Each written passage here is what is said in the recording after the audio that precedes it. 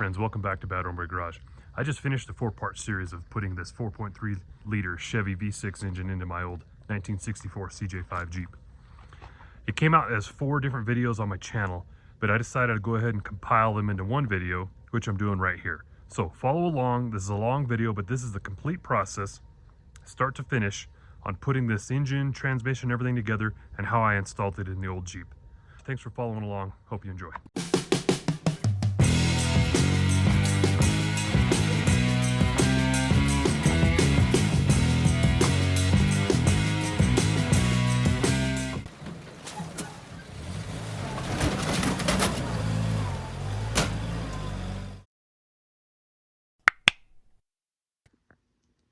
Friends, it is good to be back in the garage. Today, it's time to finally start tackling the old Jeep project. I've got my transmission, transfer case, bell housing, I've got my engine. Now I've got to start seeing if they go together. Follow along, let's check out what we got. Okay, hopefully you guys have seen the videos that I'm editing now where I put this thing together, but that is our Chevy 4.3 liter V6. It has been just garage rebuilt, cylinders honed, rings, bearings, new timing set, all put back together, painted up obviously in its Jeep kind of motif. And then this is a deal that I found on Facebook Marketplace. It's an original Jeep, the T90 transmission and the transfer case that goes with it. But bolted up to it is a bell housing. And this came out of a project that had a small block Chevy in it, which will bolt right up to the back of this Chevy V6. So I'm gonna get the air hose out, blow this stuff off. The questions I have with this whole setup now are, is this gonna bolt up and work perfectly in here? I got a clutch that came with that transmission, and then I have a clutch that came with a clutch and flywheel that came with the engine, obviously. So we're gonna get some of that out, do some figuring, a little measuring, and make sure that's gonna bolt up to that. And man, that's gonna really help us. Okay, one of the mysteries I have to solve is figuring out what clutch flywheel setup to go with this. This engine is a one-piece rear main seal setup, and thankfully it did come with, actually came with the transmission and clutch and flywheel all with it. And then like I said, that also came with the guy who threw in the flywheel and clutch with it. So that's what we've got over here and what we have to work with. This is what came with the transmission. This is what came on the engine. And an astute viewer is going to note right away that the hole on that flywheel is smaller than the hole on this one. So this one's set up for like a one-piece rear main seal. This one is not, for like an older style small block with a 2-piece rear main seal. And remains to be a good clutch, pressure plate, flywheel, as far as I know. But this is the one I have to go with because this is the one that fits the crankshaft. So now I got to figure out if this will physically fit in the transmission, because it should, right? Should, but it is bigger. This is like a 14-inch flywheel, and this one's like an inch smaller. So I'm going to do some Muscle Mania stuff, make sure that it fits in that hole there, which hopefully it does. All right, it looks like we are in business. It'll fit inside there. And then even better, let's see if I can do this without smashing anything. Even better, the old S10 flywheel disc fits on there. So, or I'm sorry, clutch disc fits on the grooves on the transmission. So that all fits in there. That's good news because, man, honestly, I could bolt this right up. But I know better than that. I'm going to get a new clutch for it. I don't want to be putting a new clutch in this thing anytime soon. And so it's all going to fit. It's going to bolt in there. Okay, so that's really good news there. I do have to do some measurements now. Now I need to make sure that my shaft out of the transmission is going to have the right depth. If we look here, you know, from the flush into the back of the crankshaft. So I got to do some measuring on the crank and the engine and all that, and the size of the shaft and everything. And I want to make sure that's good. And it's going to have enough engagement in that. The other thing with this deal, I have ambitious thoughts of are putting a hydraulic clutch on the Jeep, because these Jeeps would have come with a manual clutch. with just a manual linkage in there, but I want to do hydraulic. That might be a little bit ambitious. I've seen some really cool setups where people build a little adapter plate that mounts about right there for a pusher type setup. I've also seen guys on these old Jeeps, because room is at a premium under there, to mount using the side bosses there on the transmission, a puller type slave cylinder down there, using a master cylinder slave cylinder type setup. So I don't know. I've got some parts, I've got some ideas. I might just put it back manual. But the one thing I need to address on this deal before we go too much further, or at some point here, is this. I noticed this crack, this piece here is cracked on the bell housing. So I'm gonna clean that up, and I've got some, actually I'm gonna use some JB Weld and try to get that back in there. It doesn't seem like it's structural to the whole thing, but it'd be nice to have it in there. So I'll clean that up, get that patched up. I can order up a clutch. That'll be real nice. And then I'm gonna take that flywheel down and have it surfaced before we put it all together. Before that though, I think I'm gonna take this off, bolt it up to that transmission, and just make sure that I have good engagement there. Oh, and it doesn't go too far either. That's the other thing. I need to make sure that that is the right length. So anyway, I'm gonna do a bunch of measuring. It'll be boring. I'll bring you back hopefully when we've measured it all, and we'll figure out where we're going next. All right, guys. So I did a little bit of measuring, actually a whole bunch of measuring on the transmission and the engine to see if this is gonna all work. And it should, but I don't wanna be surprised later. So right now, I'm gonna go ahead and take this clutch and flywheel and pressure plate and everything, bolt it up to the engine, and then I'm gonna go ahead and stick the transmission to it. I might as well. That's the only way I'm gonna be able to be comfortable knowing, yes, this all works and it's fine. And when I go to stick it in the Jeep, I'm not gonna have any drama. So it's gonna be a bit of a clown show here as I got the old engine hoist and everything else, and I'm gonna start looking for bolts and all that, and I'm gonna swing this thing together.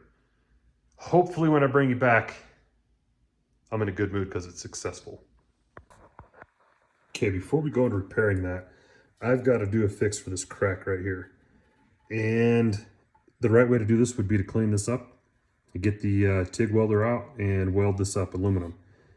But I don't have a TIG welder, and so we can't do that.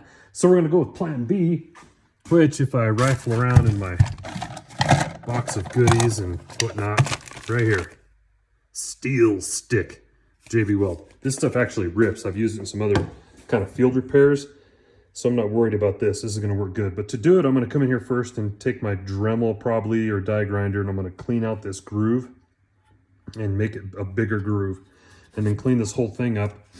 Follow the directions on this guy and lay that putty in there real nice. It'll be as good as new. All right, if you want an update of where we're at, well, first off, I patched that up. I put some of that JB Weld stuff on there, and that is hard as metal. I did a nice big groove, put that in there, caked it on good. You can see where my grooves were. Smooth that out so it's flat again. I'm confident that is not going anywhere. Now, here's where I'm at. The transmission doesn't want to fit because the shaft is looks like it's too big for the back of the crankshaft, and I believe there's a bushing there. The astute eye will see that there's some junk in there, and it's in fact bread. So I'm going to do the old try to shove bread in there to hydraulic that bushing out, and hoping it's a bushing. This ought to be good. Let's see how this goes.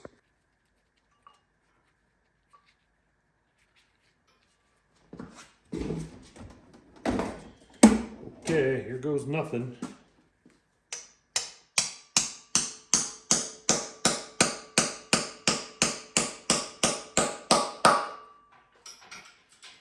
Let's keep doing this.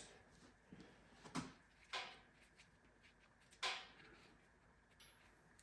was going to use grease to pack in there, because I know you can use grease. I've done that before, but I couldn't find a bolt that was tight enough. So I figured grease would just kind of shoot out all over. So I used bread. And look at that, all be dipped. Huh. All right, well,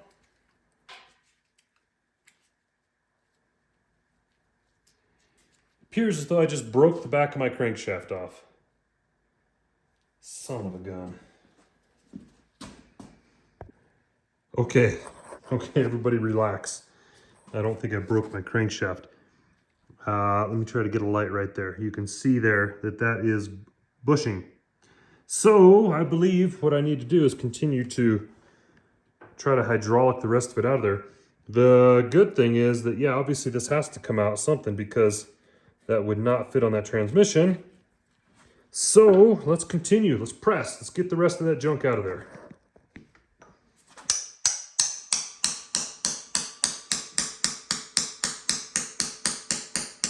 Aha, there we go. More of it is coming out.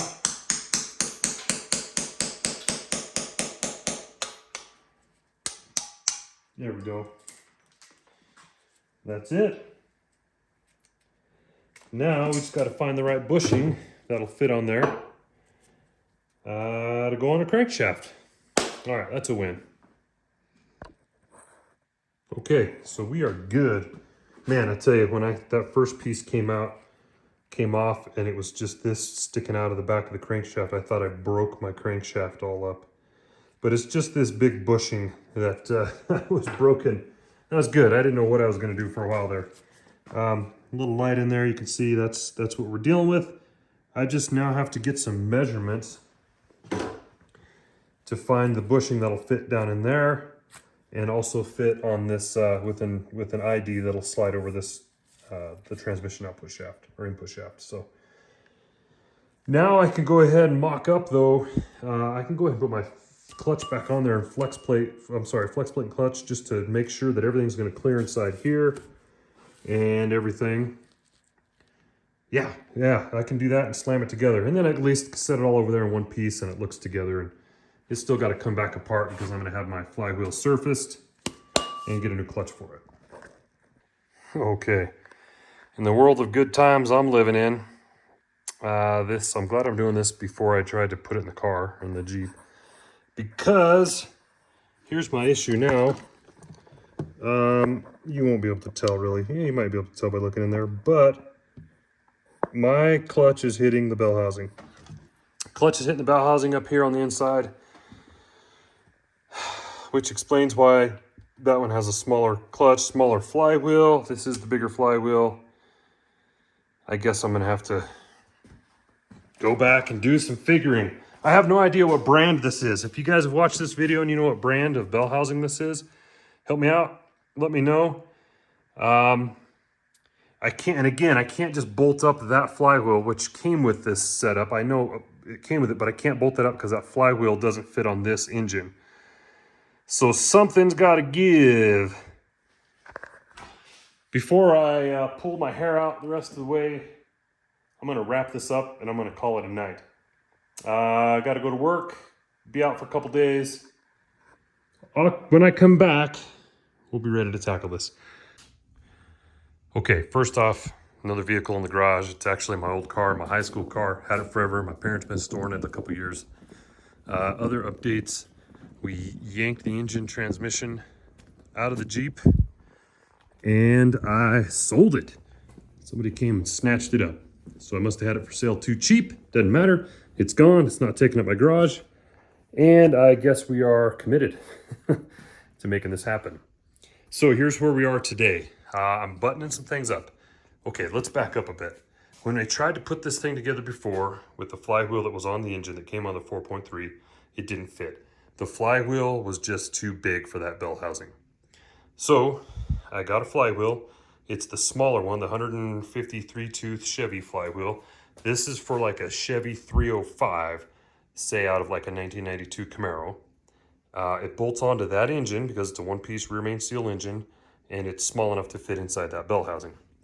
I also didn't have it in me to put an old clutch because this clutch setup came with this transmission and bell housing. So I could have just bolted that clutch and pressure plate up to that flywheel and gone with it. But I didn't have it in me to do that. So I ordered up some parts. New clutch flywheel, new clutch pressure plate.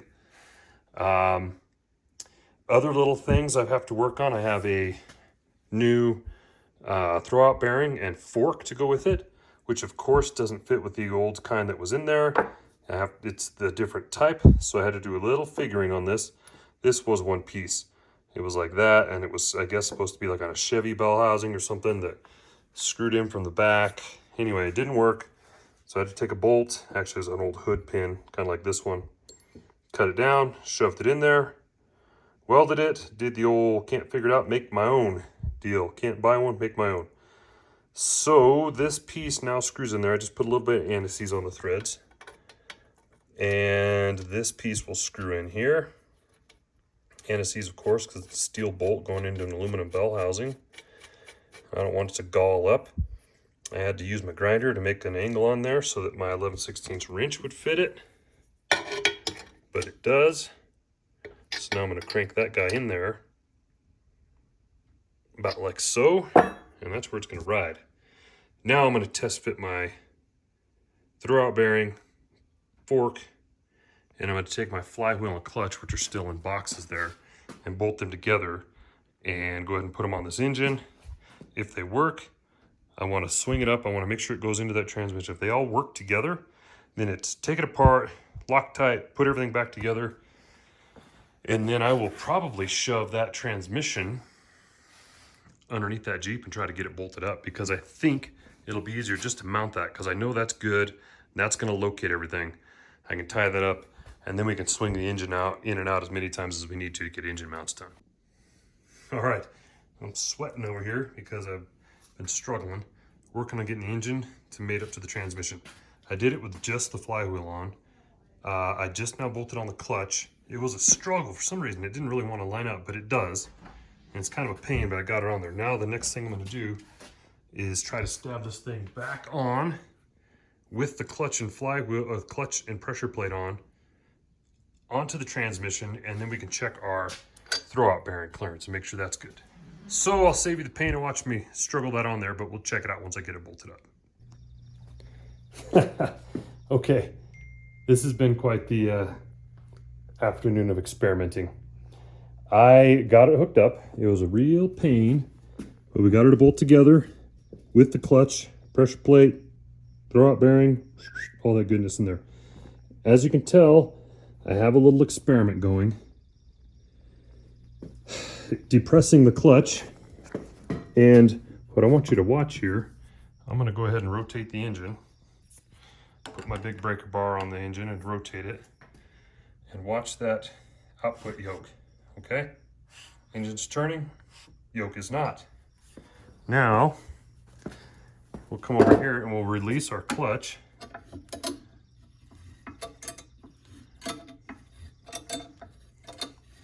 We'll release our clamp that's holding the clutch depressed. Okay, that's off. Now when I come over here and turn the engine, watch the flywheel and that yoke. Engaged.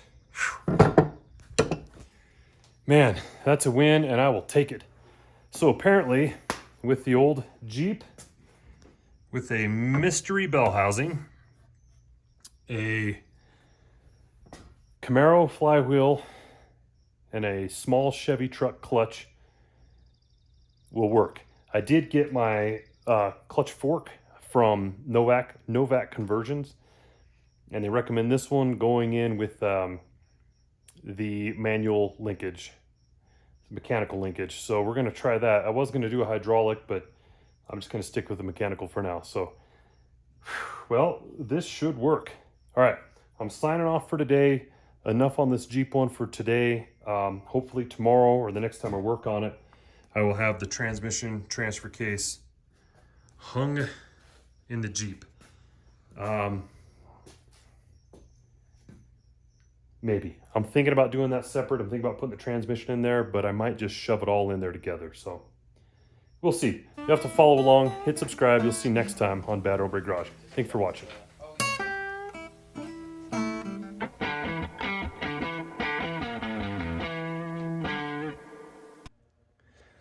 All right, guys, it's taking way too long to get to this point. Let's make some Jeep stuff happen today.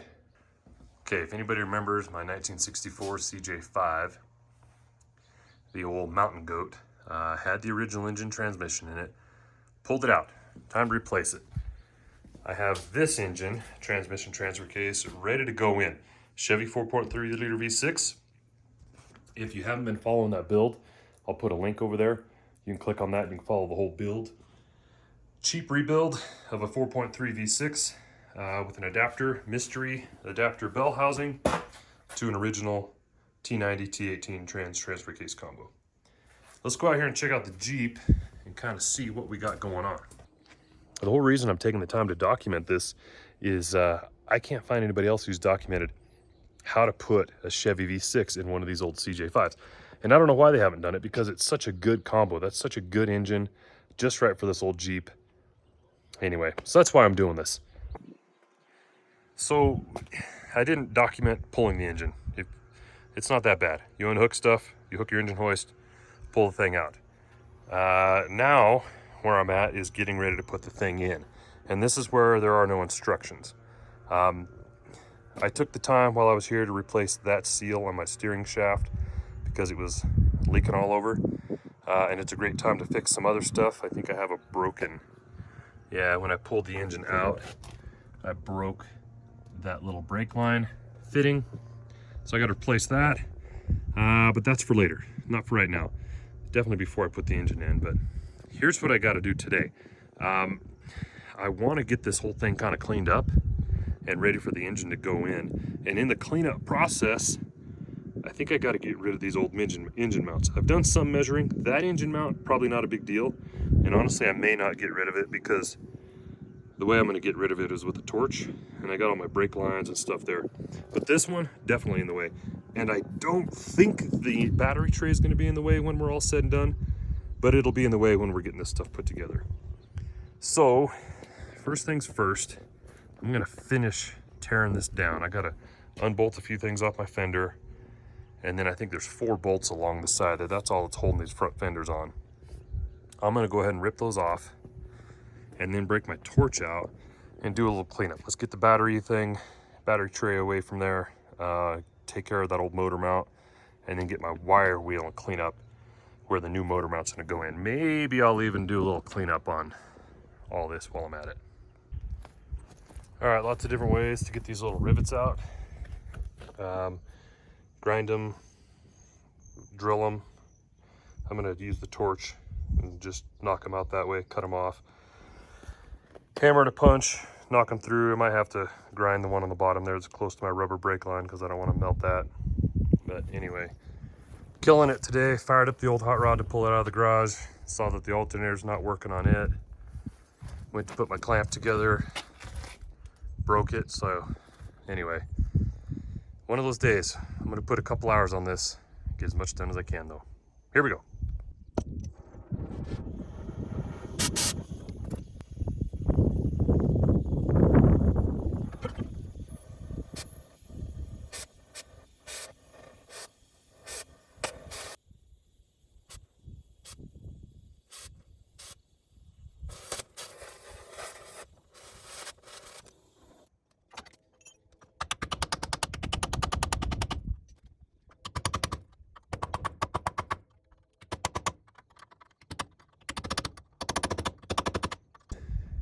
All right, well, clearly it took the fenders off. Kudos to whoever designed a Jeep, made the fenders easy to remove like that. Also got my motor mounts pulled off. Like I said, just torched the rivets, popped them off. There's one brake line that is attached to the motor mount down there, so I had to cut that. Anyway, got them out, kind of moved some wiring and stuff out of the way because I got my son busy on the pressure washer. He knocked out the fenders for me, and then I'm gonna have him do the firewall and the hood and everything, and maybe we'll put a little black paint on that stuff before we go to reinstalling everything. Oh yeah, my battery holder, we got it off too. Hopefully it goes back in the same spot there, but we'll see. The goal here is to get everything cleaned and prepped and ready, and only stab that engine once. Get it in there, mock up, do my motor mounts, and then weld them in place and leave it in there. All right, we're gonna get busy cleaning and then doing a little painting.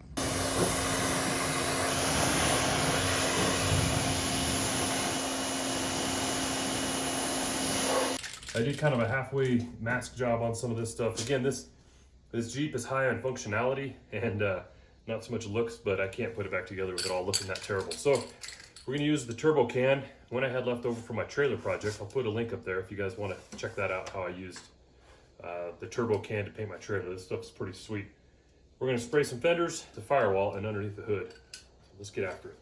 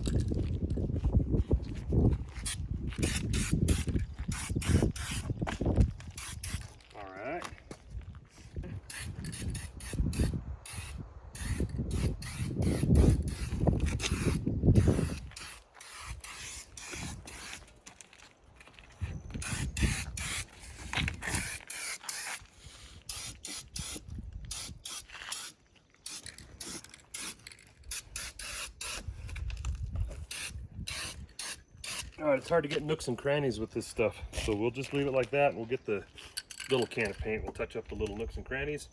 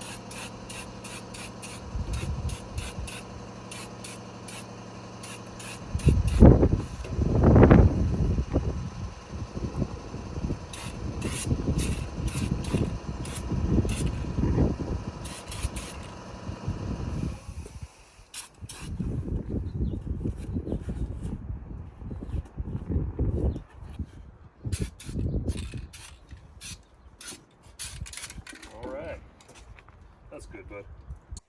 All right. The plan to put this engine in there is to use these universal type engine mounts that I got from Novak adapters, and they're pretty good. They're really good. Obviously, small block Chevy or 4.3 Chevy V6 style bolt pattern. This just bolts up to the regular mounting location on the engine, like so. Sticks straight out, like so. And then what happens is this guy mounts to it. And we got these big biscuits. There should be 4 of them. There's the other one. Big sandwich in there.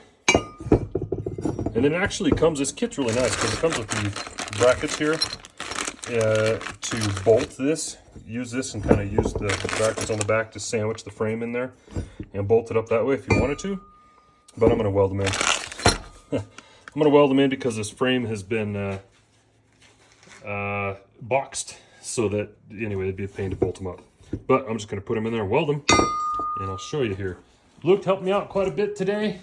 We got all the pressure washing done and painting, and so it doesn't look professional, but it's no longer salmon colored. The other big thing we got done today here is we got our motor mounts trimmed off, all nice and cleaned up. Battery box out of the way, it'll hopefully go right back there. But we got the motor mounts off of both sides.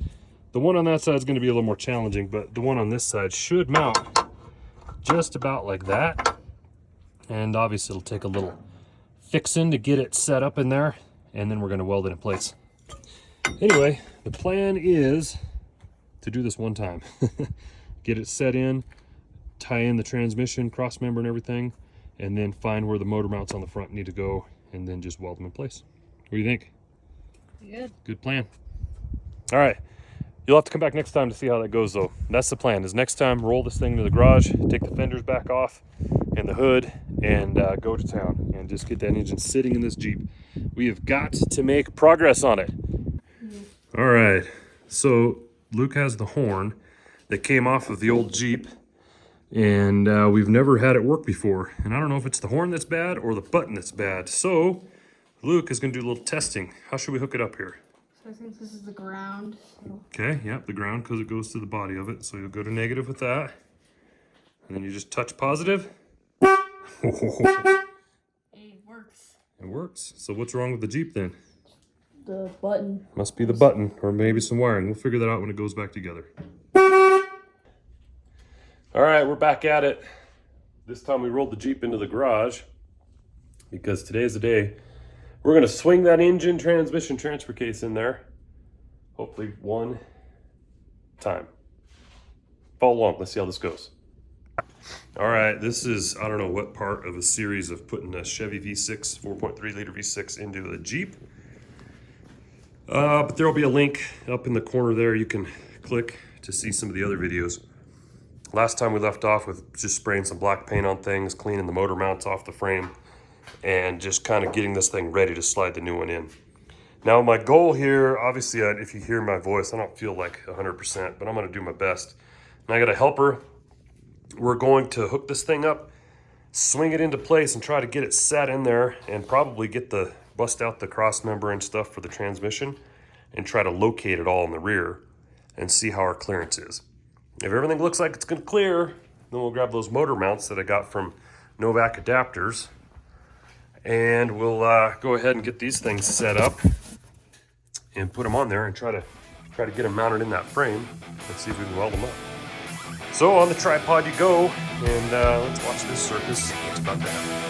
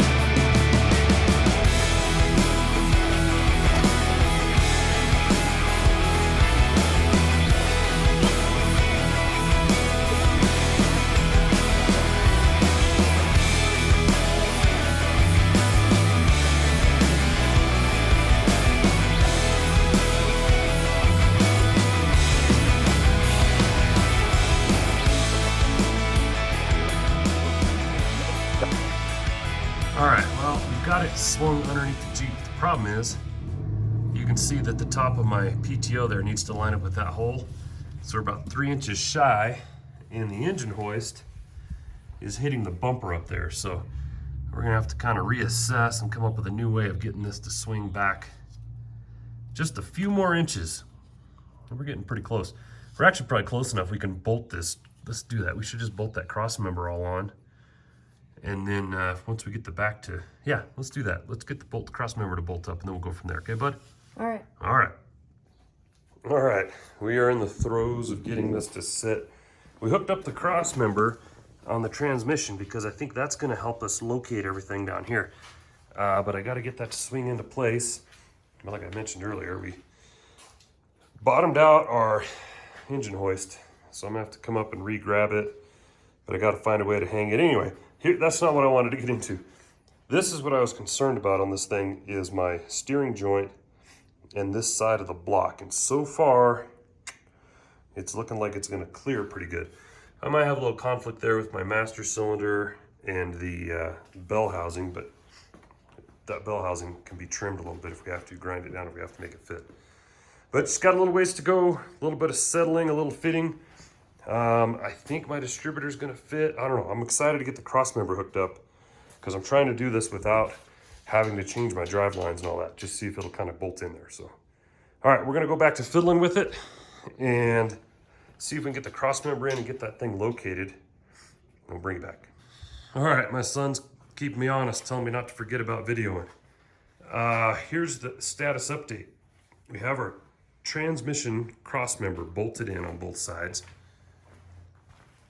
and or at least close to sucked down tight, but all the bolts are in. But here's our problem we're looking at right now, and that's all this clearance right here. I don't know if you can see down in there, but my bell housing is up against my brake booster, and that's my brake pedal right there that scrapes the edge of the engine when you hit the brake pedal. So what we determined is we are just going to re-drill some cross member holes. I'll try to get under here and show you what I'm talking about.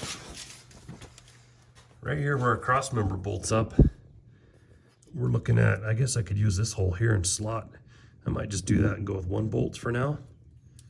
Drill it and then scoot the whole thing that way, about a 1/2 inch towards the passenger side. Do that on both sides and scoot it over, and that could solve my clearance problems up there and everything, and not change too much of my geometry for my drive lines or anything like that.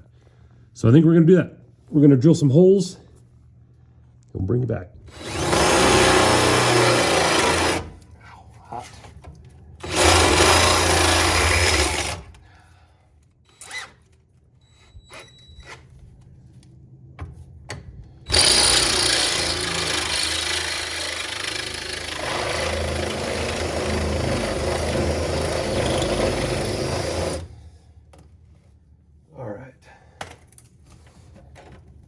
You ready to move it over another 3/8 of an inch?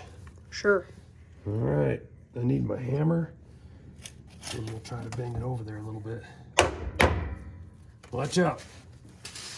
Get out from under there for me, would you?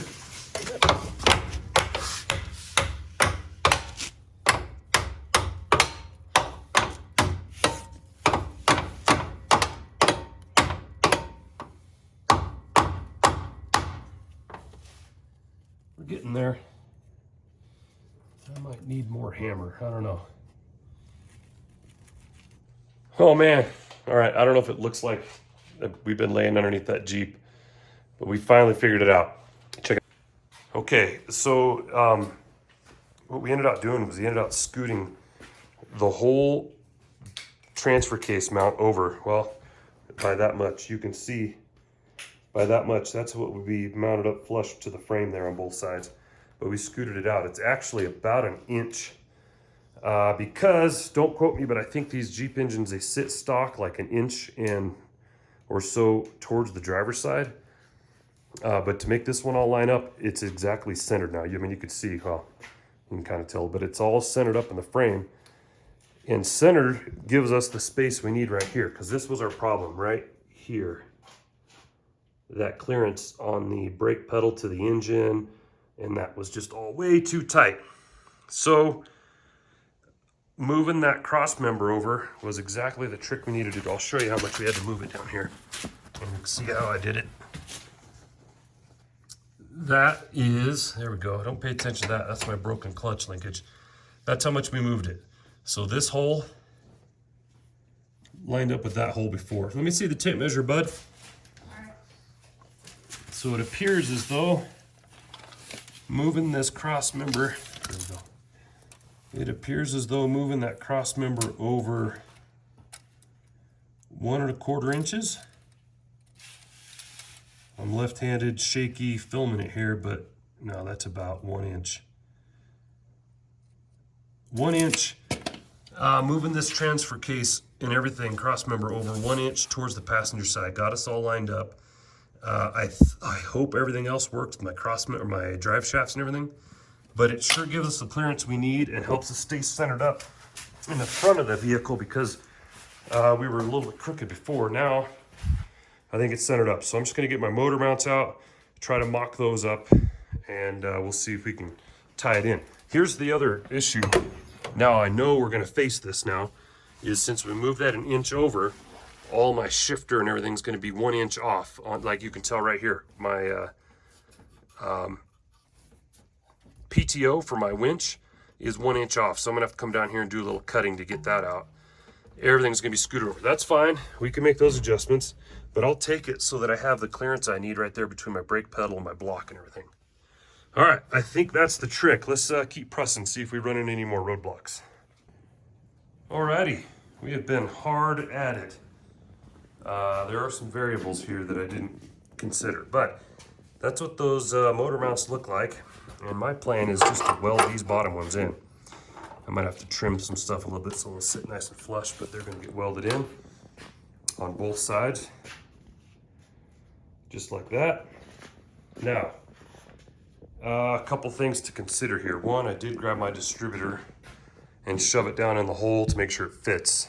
It fits, it's tight, but that keeps me, I don't want to get too cranked up about having a bunch of angle like that on the engine. So we're trying hard to make the angle right on it.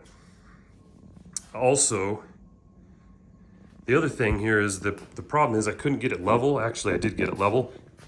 I was real happy with how level it was, but then I realized that this silly Jeep doesn't sit level. It never has. So I've been putting my angle finder on here, trying to get whatever angle the Jeep is sitting at. And then I set that up on the intake there and I get the engine to match it. And when I do that, it isn't the same between my motor mounts from frame rail to frame rail. And I don't know why, and it's been driving us nuts. I think maybe this frame is just not symmetrical. It dips down a little more on one side. That could be it. All right, so that's that. We are gonna square this up one more time, make sure it's all happy. It's the transmission side for side, centered between the frame rails. The front of it, the harmonic balancer bolt right there, is centered between the frame rails as well. And so once I'm happy with my level and my up and down here, we're just gonna start, we're gonna tack weld those mounts in, and then we're gonna call it a night. Okay, celebration time. The engine hoist is away from the Jeep, and it's in there. I did the best eyeballing and measuring that I could. I'm happy with it. I like where it sits. It sits actually a little too far back for me, but I didn't want to move everything around and have to change my drive lines and all that. So I'm actually pretty happy with this. We're gonna go with it. I just have these tack welded in place on there. I might do some trimming since I don't need that, but actually I kind of like that it hangs over there, because if this thing were to break, then it's actually just gonna rest on the frame there. So I might just leave that. But that's it, it's tacked in. All right, we got the engine tacked in there. Now all that's left to do is everything. Hey guys, day, I don't even know what, kind of lost track on this project. Let me give you an update where we're at since we stopped the last video. All right, if you watched the last video, you saw that we had the engine sitting in the Jeep, and that's where we left off. I spent an entire day in here hooking up stuff, not an entire day, but an entire work day in here, putting my shifter back on the transmission, trying to get my clutch linkage to work, which it doesn't appear that it does normally. Getting everything situated underneath the Jeep, putting in my drive lines, front and rear, bolting up all my emergency brake, parking brake, whatever. Getting my PTO set up on my winch, set up and adjusted right.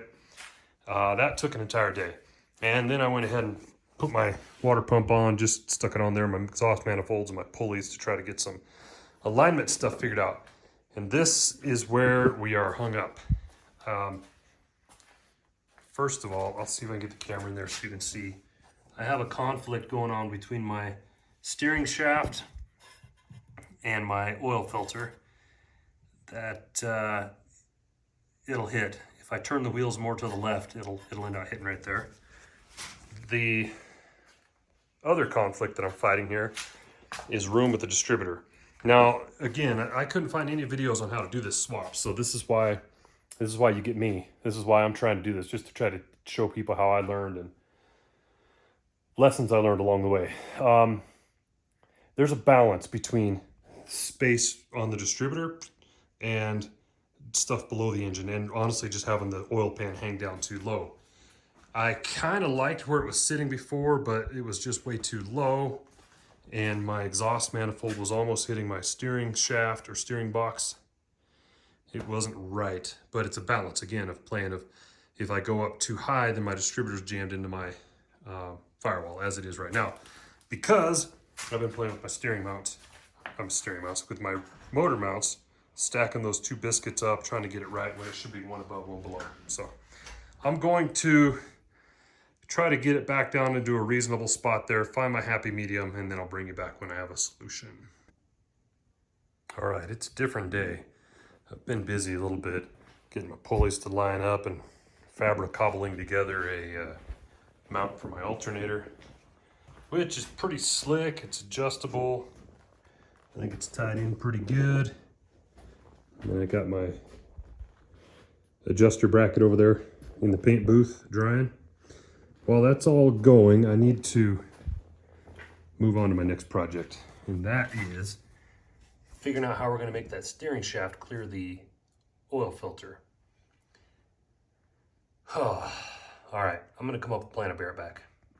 Okay, so here is my dilemma. You guys saw that the steering link hits my oil filter, which I removed from back there.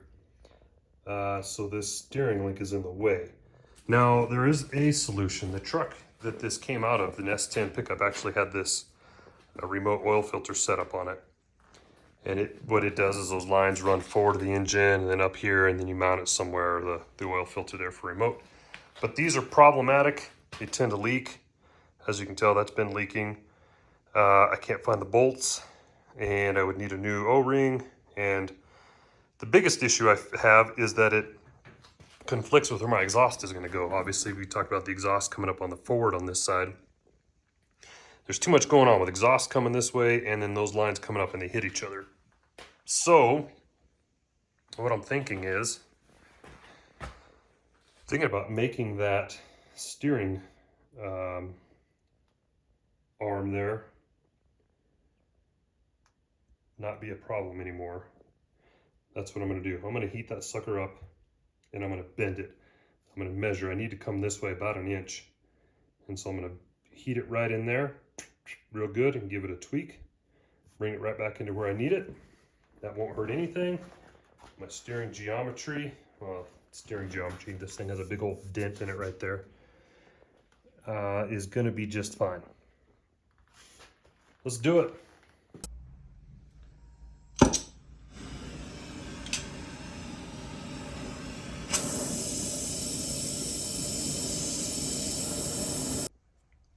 Okay, I've got that thing removed, the steering arm removed. You guys thought I was going to heat it up right in there, huh? I probably could have, but I know I'm going to need some pressure on this thing. I need to move it away from the ball. And right now, when I put my square up here, my straight edge, and I measure it all out and everything, it looks like this is 1 inch over. It needs to be 1 inch that way. So I've got my little plane of reference here. If I can show you how I did it. Yeah, it comes out to about the 1. I need that moved over to where it's about on the 2. So, break out the rosebud. Let's heat this guy up pretty good and see if we can get a tweak on it.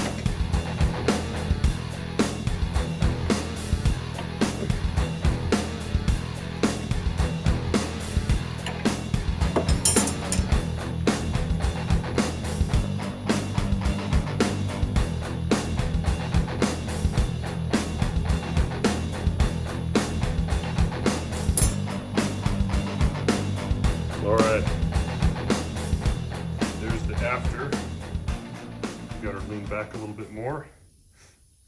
I'm gonna let that cool. I'm just gonna sit there and let that cool off as I move on to another project.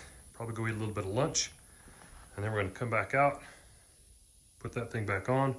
It'll clear my oil filter and life will be good. All right, guys, it's been a day. I haven't been doing a lot of videoing because I've just been doing a lot of little tweaking on things. You can see I've gotten a lot more done. The biggest win today, though, was getting my steering arm bent and out of the way so that I have room for my oil filter. Everything, all that stuff works out. I'm happy medium. Oil filter has space, my distributor has room, my exhaust manifold clears my steering box. Got my alternator bracket all set up. I started kind of digging through the electronic stuff and seeing what I needed in exhaust. But here's a little tip before I let you guys go. Hey, I'm doing a Chevy 4.3 liter V6 swap into this old Jeep, and I realized the tip that probably a bunch of you S10 guys want to know. Everybody wants to get rid of these. Everybody wants to get rid of this, the nasty, dirty, leaky remote oil filter unit that comes on these vehicles.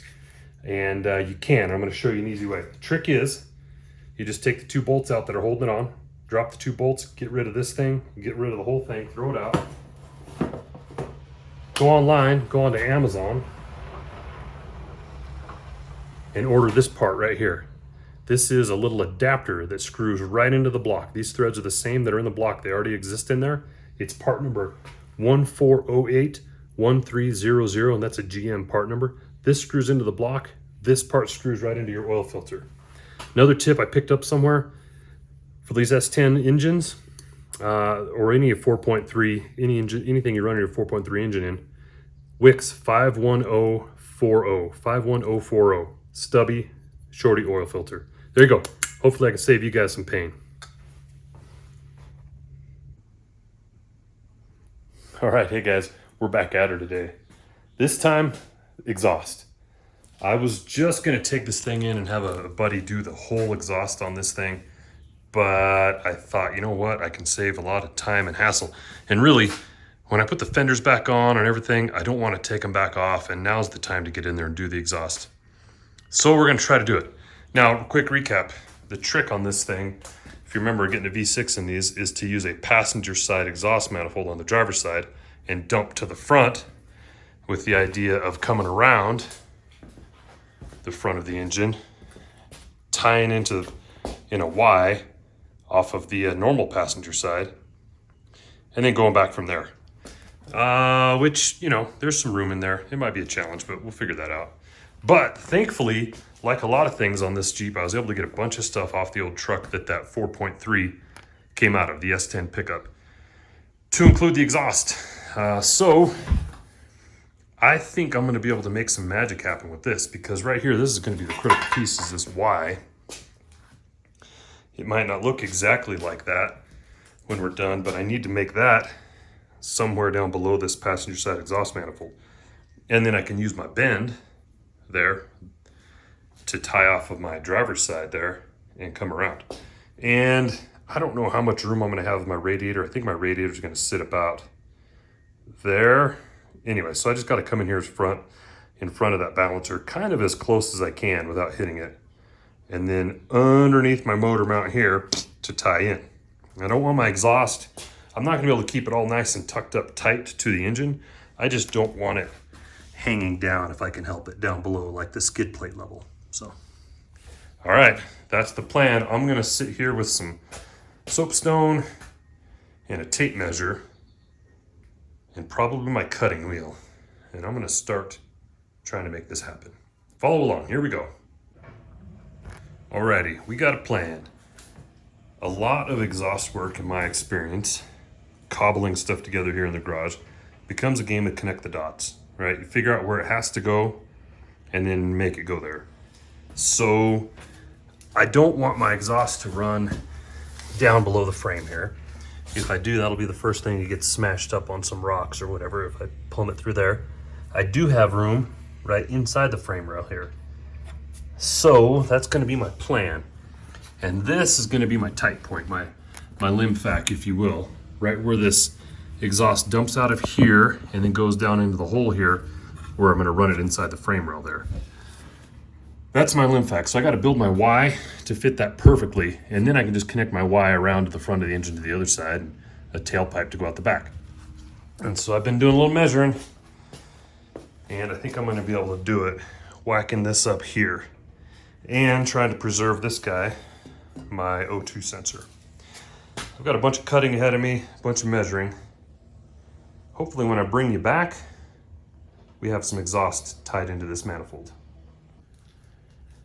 All right, this piece here might not look like much, but it's exactly what we need to fit onto our passenger side exhaust manifold and plumb right where we want it to go. It goes right down into the frame channel. Frame channel sits about like this, and this exits in a pretty good spot. All we had to do was take a little pie cut out of it here and tip it the right direction, and then we had to cut the about a 6-inch section out of there and re-glue the bell on there. So I'm gonna leave everything tacked for now until I get it where I'm happy, and then I'll final weld everything, clean the inside out and all that good stuff. So, all right, man. Now I'm gonna bolt this in place, because now we get to do a little connect the dots, going from there around to there.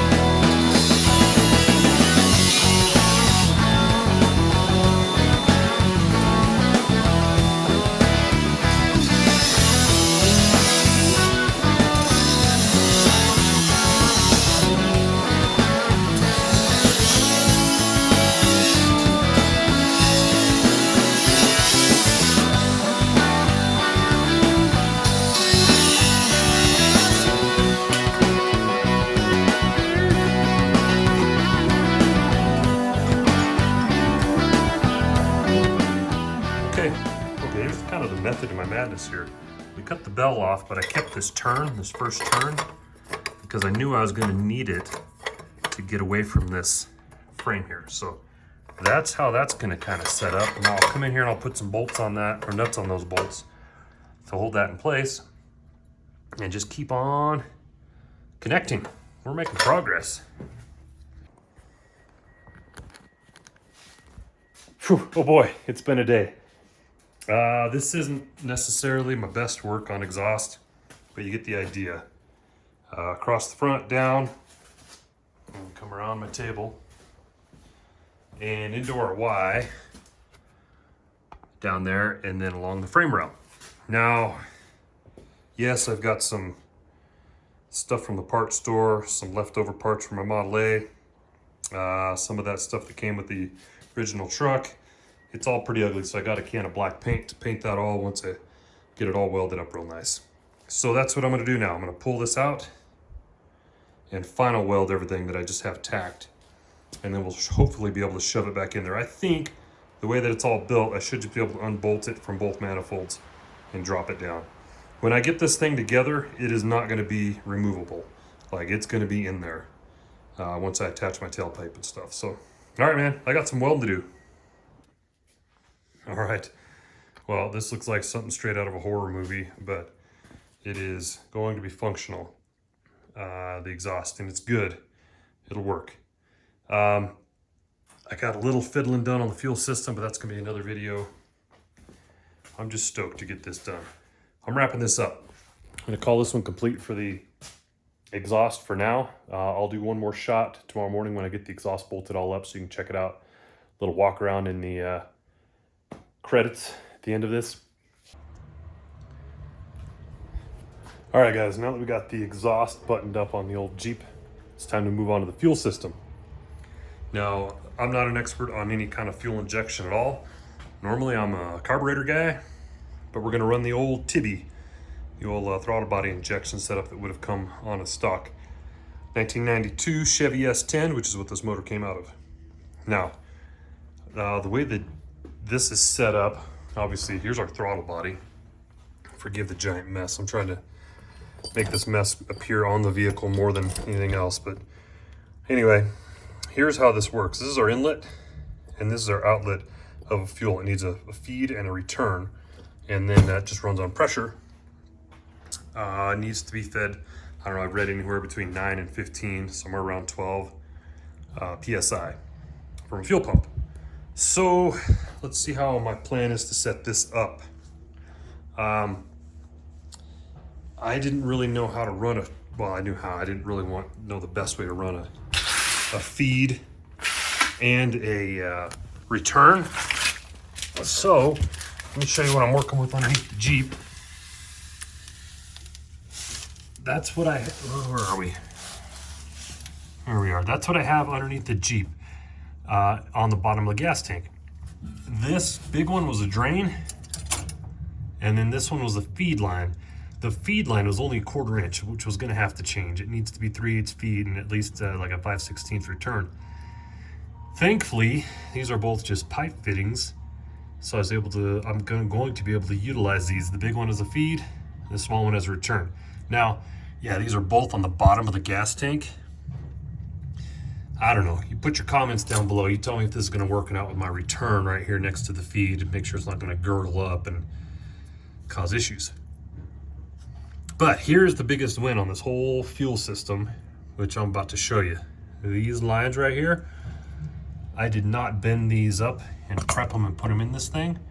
Instead, these are the stock Chevy S10 fuel lines. And look how amazingly close they come out. From there, you can see them run right up to where they stick up there by the throttle body. This is pretty sweet, so that's going to save me just a bunch of time on this fuel line installation.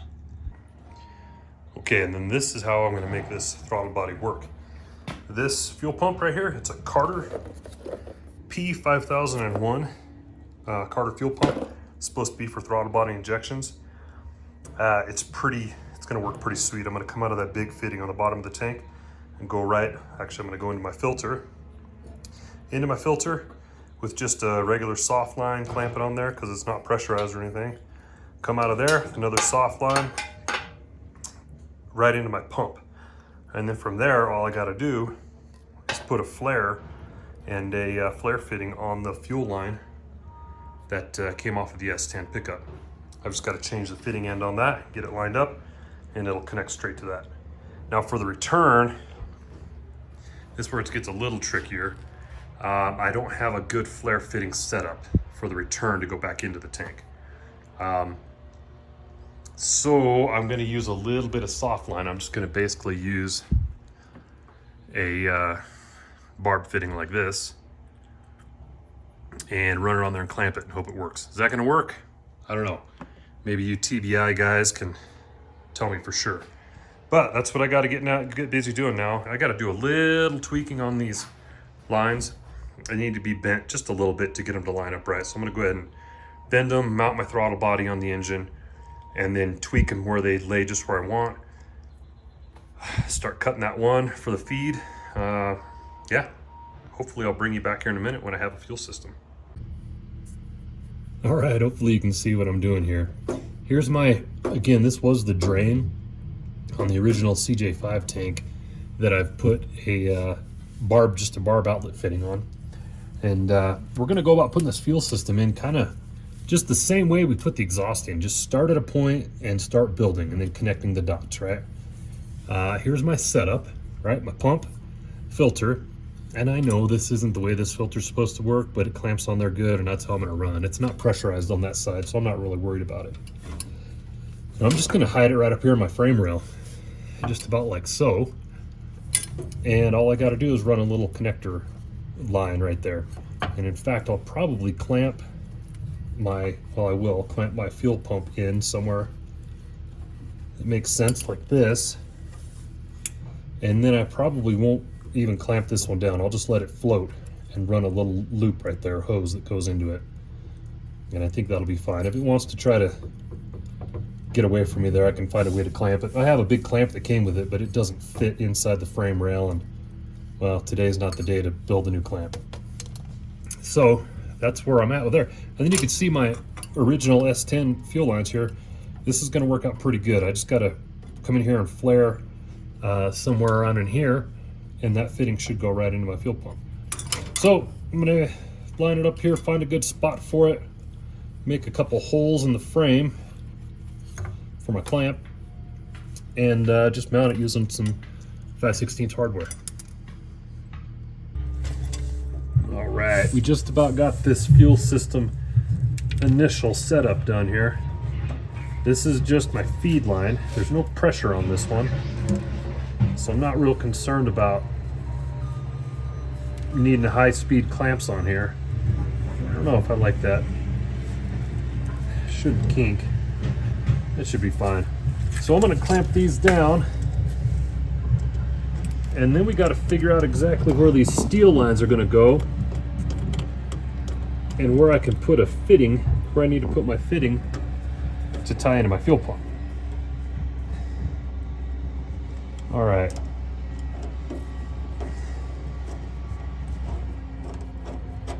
Is to get these two steel lines right here routed in such a way that they go where they need to up there, and then figure out exactly where I need to cut one and put a flare on it so it'll tie into that pump right there. And the other one I'm just gonna cut and tie into there. All right, I think we have a fuel system plumbed on this thing finally. Come on up here close and I'll show you. It was really nice having, you're gonna wanna come up above and look down here, having these lines from the S10 pickup, because they work right here just fine. They make this bend. And then I tell you what, go on under the truck or the Jeep, and let's check out what we got going underneath here. All right, I've got to do a little tweaking and tying up here, but here's where we are. This is my feed line. I kind of don't like that. If it kinks, I might just put some hard line in there with two little shorties or something. Non-pressurized, okay, through my filter, my pump, and then into the hard line, and I just flared it and put a fitting on the end there. And then the return line, I have this hose on it. Is it gonna work? I don't know. It's got these fancy fuel injection hose clamps on there. I think it'll work. If not, I might have to redo that altogether, but we'll see. If this doesn't work with it being in the bottom of the tank right next to the intake there, or where the fuel goes to the throttle body, I might have to drill a hole and run a hose up to the upper part of the tank, but I think this will get us close for now. All right, fuel system, we'll call that complete for now. Yep.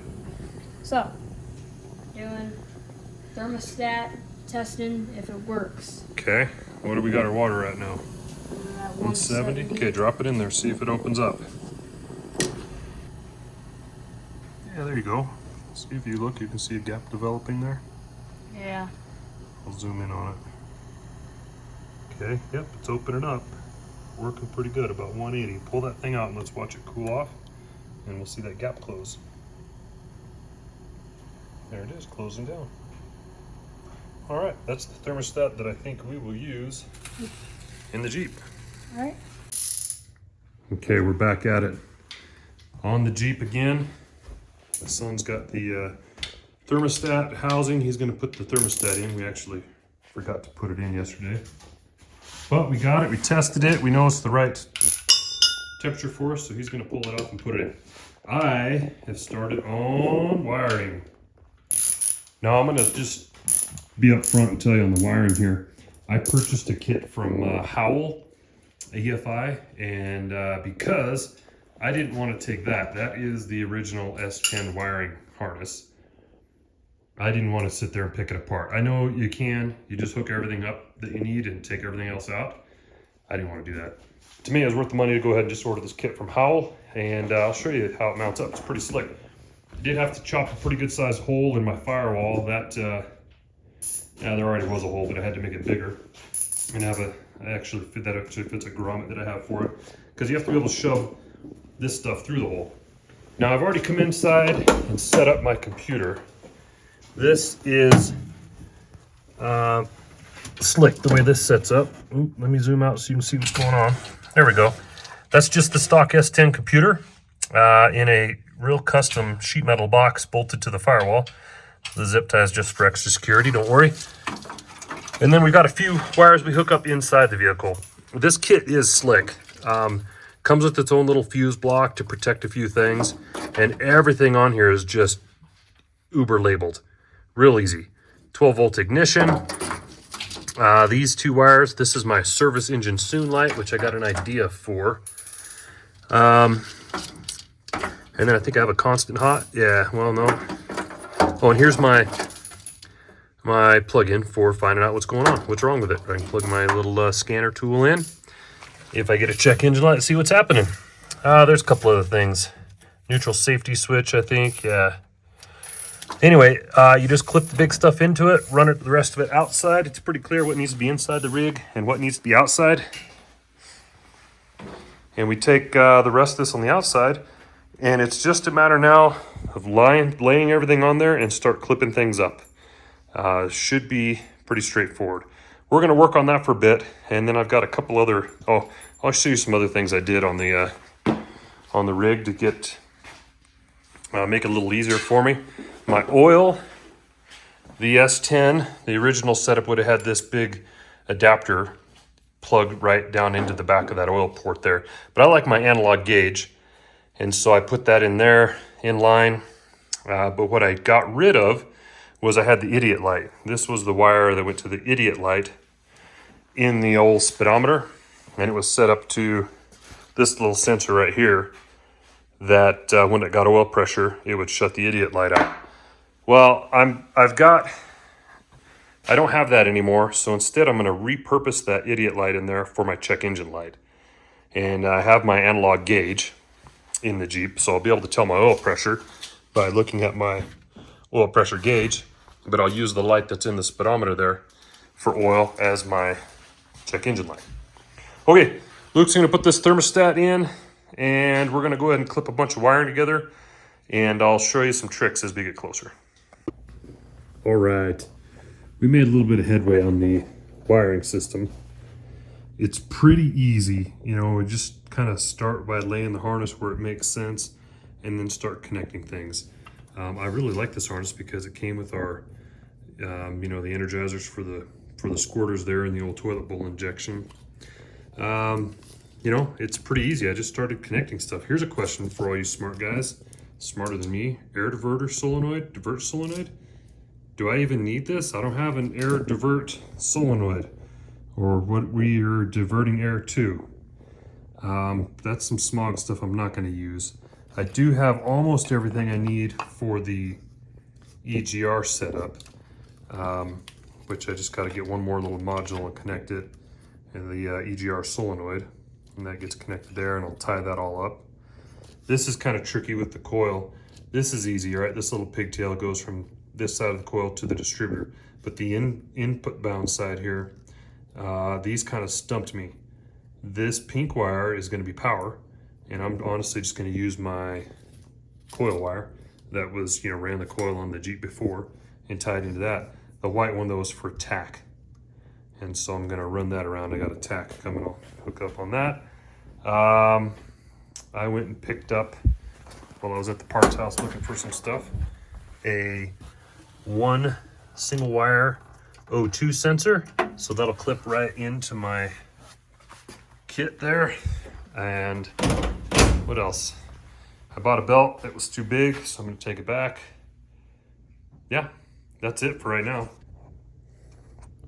All right, I got to take a couple days away from the project, so it's back out. It's evicted from the garage, so I'm going to go ahead and get my fenders wherever they are, hiding back behind the trash can. I am done needing the fenders off, I think.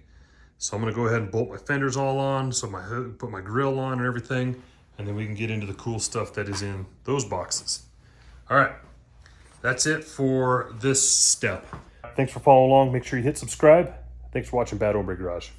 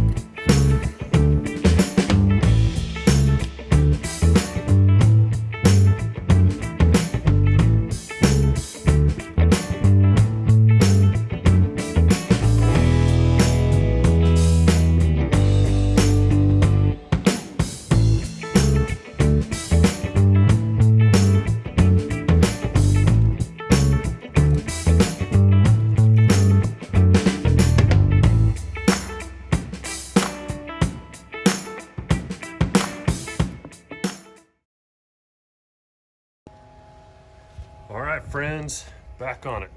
Today I hope to finish up the wiring on the Jeep, although it's been relegated to the outside of the garage and the sun's hot. They're doing a bunch of construction over there, and the only way they communicate is by yelling at each other, so who knows how far we'll get. But I've got a few things I need to do.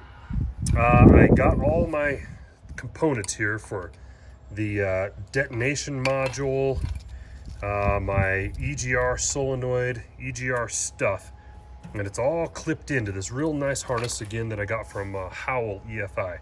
It's all clipped in real nice. I got a couple things I'm not going to use. AC request, air diverter valve or solenoid. So I'm gonna just cut those, terminate those. Same thing with the vehicle speed sensor. I don't need that. So I'm gonna get rid of those. But I just got them tied off right now. What I'm gonna do in the next few minutes here is just pretty this stuff up, figure out where I need to get some wires tied in, and then kind of come up with a plan where they need to go. The one thing I do have going on here is my battery. It was right here, but with my exhaust pipe and my alternator, it doesn't fit there. So I'm gonna have to build my battery bracket so that I can hang my battery right here, which is fine. That'll be just fine right there. I just need to make sure it's tied down real good. You don't want a battery jumping around when you're, trying to drive. In the meantime, what I'm gonna focus on right now is this wiring underneath. I've got to mount my little fuse block that came with the Howell kit, and then it's got just a few tie-ins. I've got an ignition feed that I need to tie up my diagnostic link so I can plug in and read codes. That's got to get tied up somewhere. And then I think I have, service engine soon light, which I want to tie into. I was going to use my low oil pressure light, but that's another story. I'm not using that, but I'll use my amp light. I think I can go in there and tie it into that amp light. So when the amp light comes on, I know it's my amperage light comes on. I know it's my check engine. I went in and picked up a 1-wire O2 sensor, so that'll clip right into the harness that I have real easily. So anyway, I got to spend just a little bit of time now underneath the dash of this thing, finding these wires that I need for this stuff and tying it all up. Make it look pretty, tie it up, clip it all out of the way, and then once I'm done with that, then we'll move back out here and start figuring out terminating wires. It's not just a matter of the wire harness from Howell. There's also the normal stuff I got to tie in, I got to reconnect my headlights, but the big thing is like my coil wire. I need to bring it over to the coil. My stuff over to the starter.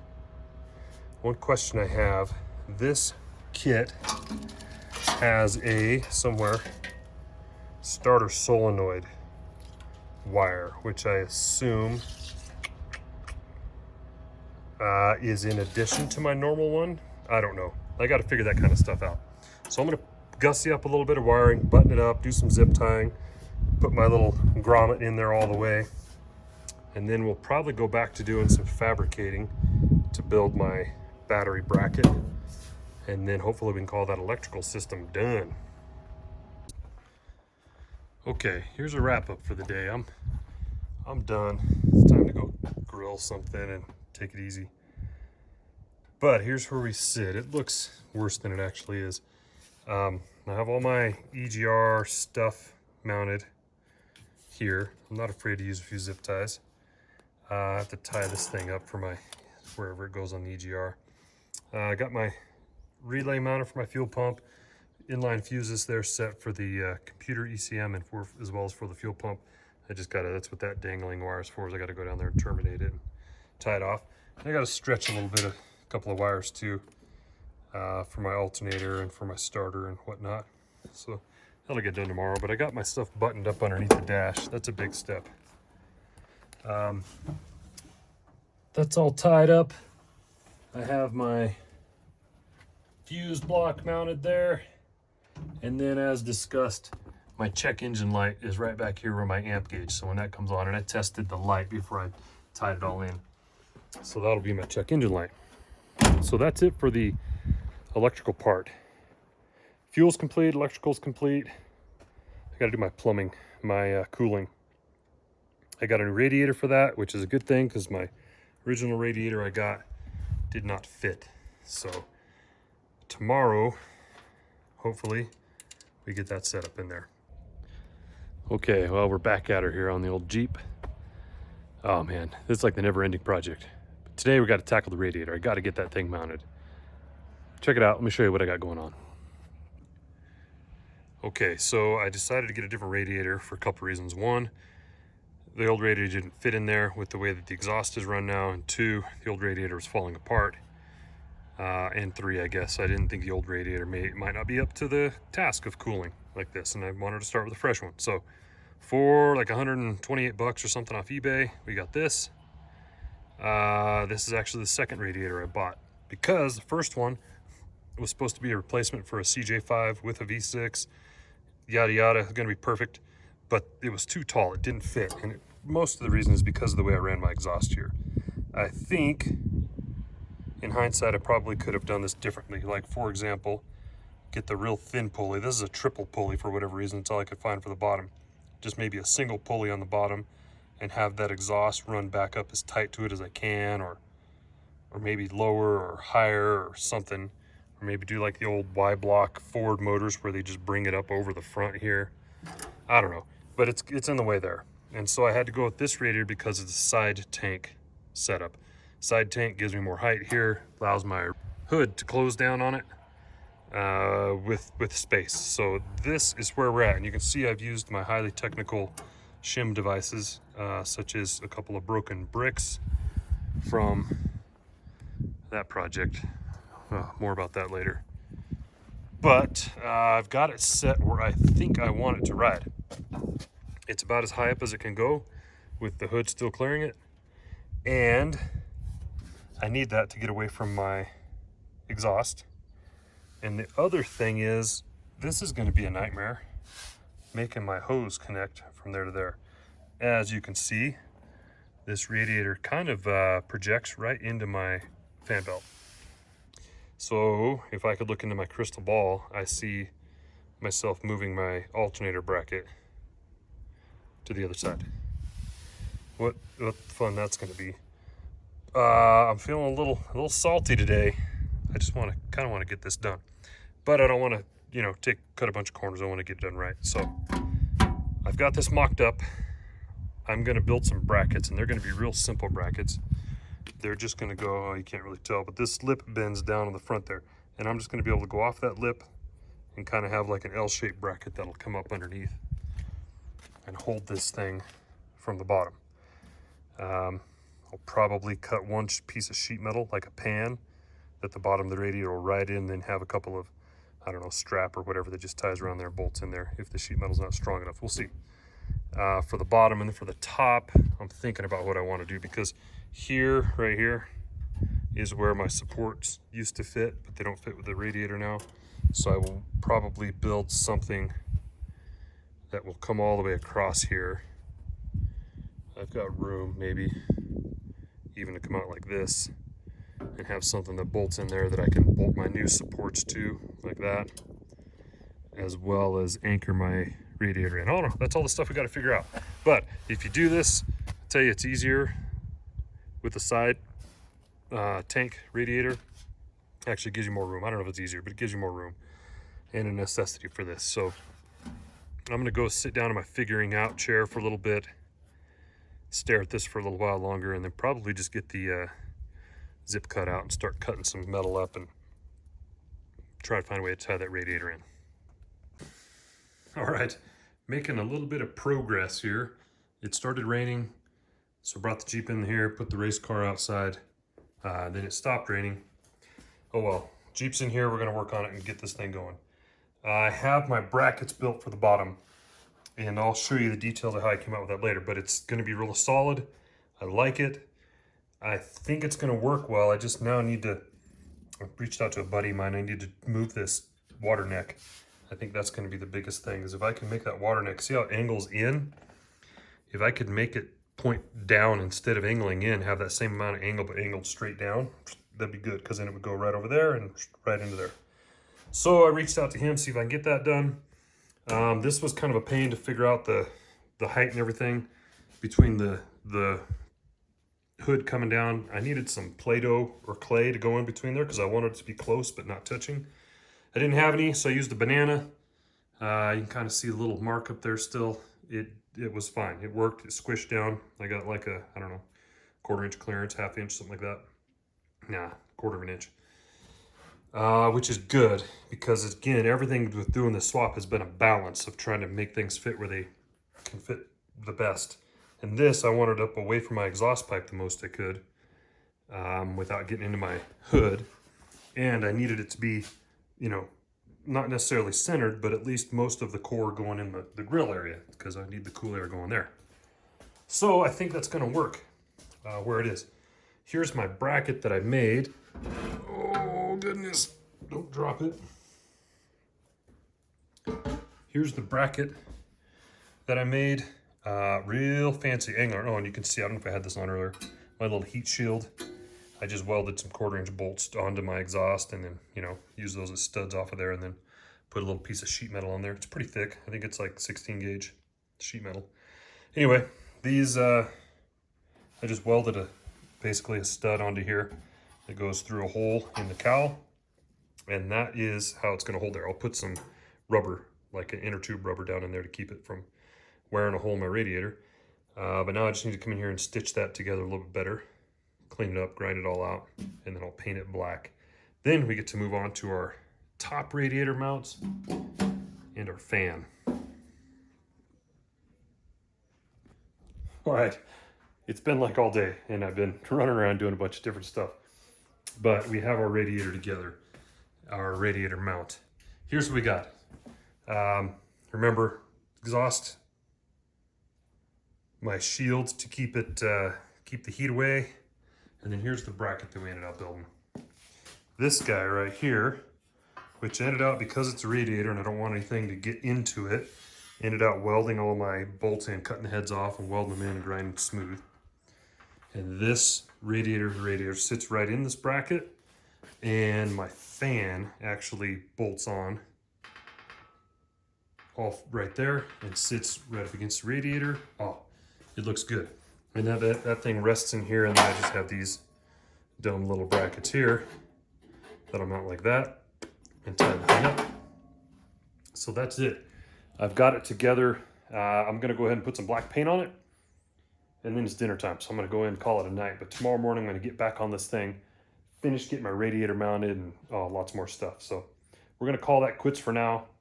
But make sure if you haven't done so, you subscribe so you can continue watching these videos. We're gonna get this thing running real soon. All right, just as a wrap up of the radiator install, this is it. I took it down to my buddy down at Hot Rod Heaven, Zach. He cut the neck off, rotated it down that angle. It's kind of hard to tell, but it's rotated down instead of in. So now it doesn't aim at my belt. It aims right where I need it to. So I can just do a little 90-degree right off my water pump right into there. I've done better work, but I couldn't put a bolt through here, so I just welded in these tabs to extend my supports, core supports out. So it's nice and solid, and yes, that is factory, the way that's crooked. Now my radiator's not crooked, but it's in there mounted solid, real nice. It's located up and down, left, right, not going anywhere. I even put a little bit of inner tube in here. Again, that's not too fancy, but it's gonna keep it from tearing it up. And locked in good. I do have space there between my fan and my water pump pulley. It's good. Obviously, I got a little bit of wiring to do to get my water pump hooked up, or my electric fan hooked up, but I'm ready to move on to the next phase. There it is. Came out pretty good. Follow along. We'll see how this electrical system goes.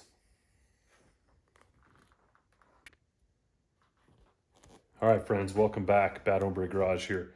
Doing the Chevy 4.3 liter V6 swap into my 64 Willys CJ5. It's coming along. It's getting close. Man, I wish I had found videos of somebody putting one of these in these Jeeps so that I didn't have to learn a lot of the lessons I learned along the way here, but I'm glad I can share them with you. if you're doing this, put this down in the comments. Tell me what you're doing an engine swap for this or something similar. Anyway, let me get you caught up. We finished up most of our electrical system with our harness all set up in there. We got our radiator all set up. I just have to get hoses, which I think I've got a solution for. But now I got to put my battery in. Now the battery stock was here. It was mounted up there and here and had a big burly mount here, but there's no room anymore because I got a radiator there and an alternator sticking in the way. So I'm gonna put it here instead. All I gotta do is I gotta take my original battery out. This is what was down there. Now I just gotta take probably the torch to it, maybe a little bit of drill some holes, maybe put some cool designs and paint it black and make that battery bracket something that'll mount right there on the firewall. So in the snap of a finger, I will bring you guys back with my new battery mount. Wrong finger. Bam, there you go. What do you think, huh? Yeah, obviously this isn't the old one. The old one's on the pile of junk over there. This is one of those times I went to Amazon and said I'd rather spend 35 bucks than 3 hours of my life building a battery bracket. So we got this guy, it's just a kit. I kind of bolted it together. It should work pretty good. This kind of goes like that, I think. My only trick is, because I put my bolts here to mount the ECM on the inside there, that I don't want to redo, I got to kind of make it stand off. So I'll find some spacers, get it mounted in here, maybe use some of the holes that were already there. Anyway, I'll make it stand off, get that bracket in there, and finally get a battery mounted in this thing. Hey guys, new day, Bad Rumber Garage here. I've just been chipping away at little stuff on this Jeep, trying to put all the little pieces in place. I'll get you updated where we are. I got my battery mounted. It was really easy, that Amazon deal, 35 bucks. I'll do that every time, man, as opposed to spending a whole day sitting on my welding bench, cutting and whatever. And anyway, that's slick. So I tied it in. It came with hardware and it had these big, I don't know if you can tell, but it had big bolts, giant bolts, like 7/16 bolts to hold it on. Pretty sure 3/8 bolts will work, so I just used some of the nuts as my spacers to get it off of there to make room for those bolts that were already in the firewall. I used 2 1/4-inch bolts that had already threaded into the firewall there for the top part, and then a 3/8 bolt down there in the bottom, which I put my ground. Grounds are important. I learned that kind of the hard way before, so it is grounded. Battery's grounded to the body as well as to the engine, and then the engine is to the frame through that bolt there. But if I really wanted to be sure about this, I would tie one more from this to the frame, but I'm good with that. It was really easy to run my one cable from my starter right up to the positive post on the battery, and then the wiring harness that I got from Howell EFI called for 1 constant hot. So I tied that in right there. What else did I do here? Oh man. I went to the auto parts store looking for radiator hoses.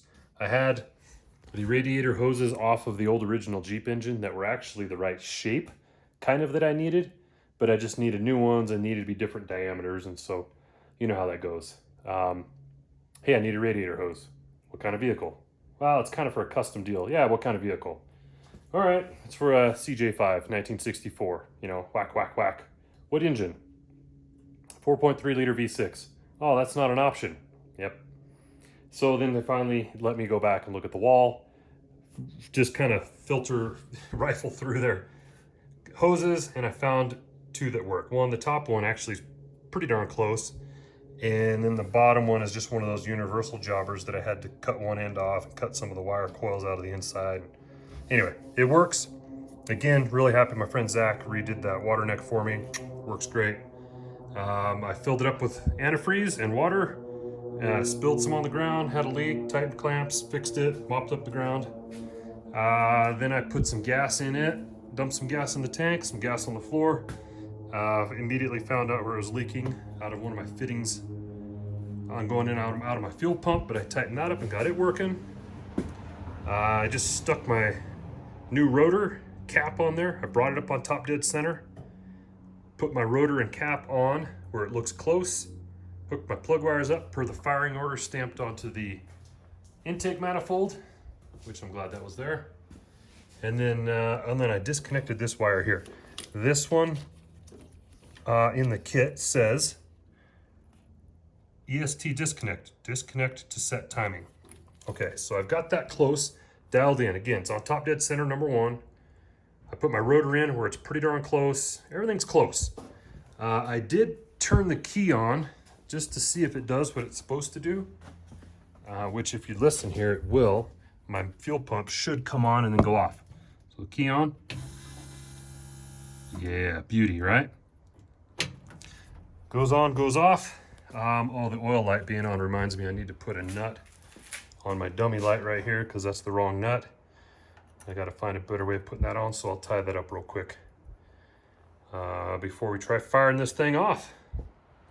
But that's where we're at. We are at the point of starting this bad boy. I'm gonna have to do a little research. I'm not sure if we set this thing like timing wise. I think I just zero it. I think I put it in 0, 0, and then hook it back up, and then the computer does its thing. I don't know. I just want to fire this thing up and see if it works. And I did also, yeah. So we were turning the key on and off a couple times. Check, make sure I didn't have any more fuel leaks. It's good. That's good. I don't have my fan hooked up yet, so I don't want to let it get warm, but I do want to see if it makes noise. So I'm gonna piddle with a couple things, put it on the tripod, and hey, you'll see it here first, man. Fire up of the old 4.3. This thing's been in a long time coming. This is exciting. It's always fun. Anytime you fire up something the first time, especially a build like this. I mean, I went through this whole engine, bearings and rings and everything.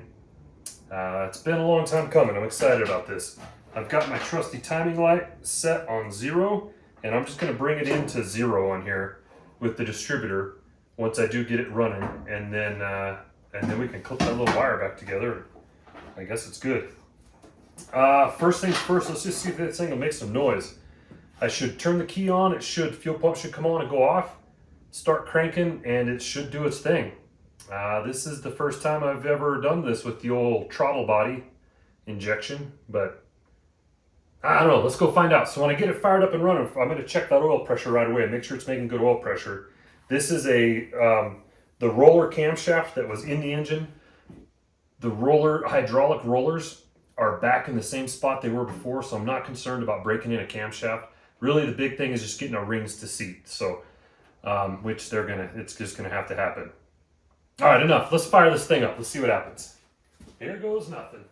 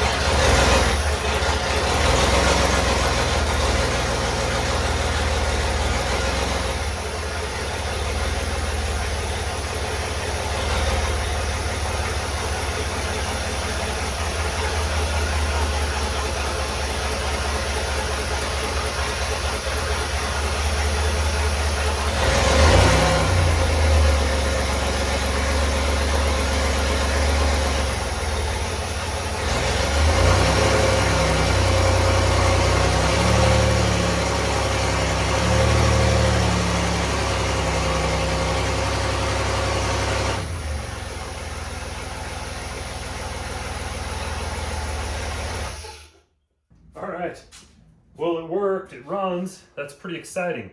I played with the timing just a little bit there to try to make it run a little better, but my timing light wasn't hooked up. So we're gonna fire it up again. I'm gonna do that, I'm gonna put the light on it. Forgive the smoke everywhere. I painted my exhaust. There's, oil on different things where I've grabbed them and brand new stuff. So it's gonna make some smoke here as it burns off on the initial fire up, but that's part of the game. And the exhaust is terrible because I don't have my exhaust run all the way out on it. Just have it halfway back. I still need to put my tailpipe and muffler. Anyway, I'm gonna fire it up again, set the timing, maybe even get the temp to come up a little bit. Let's do this.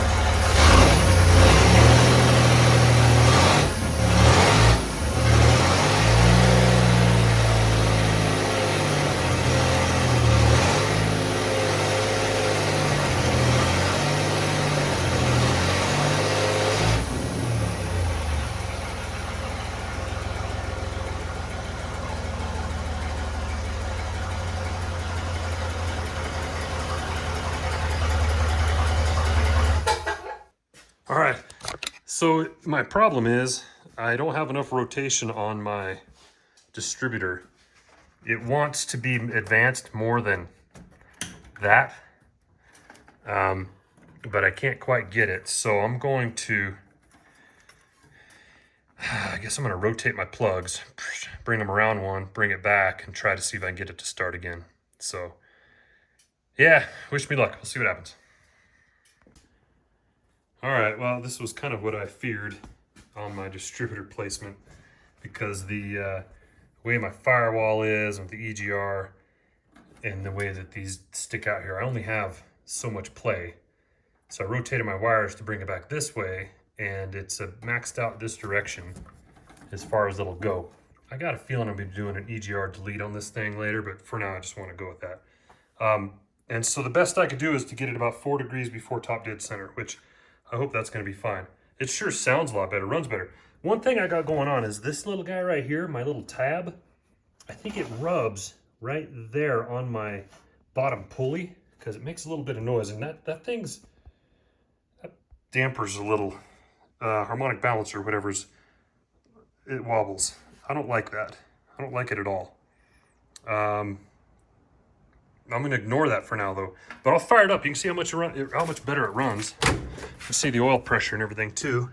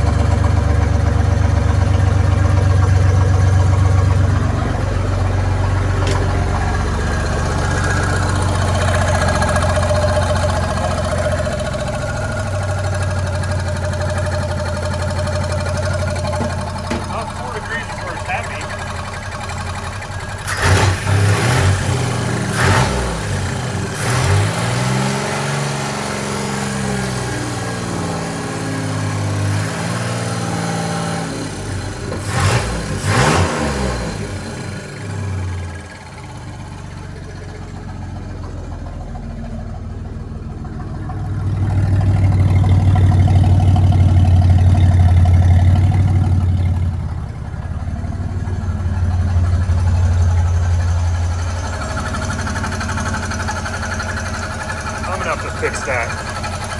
That's driving me nuts.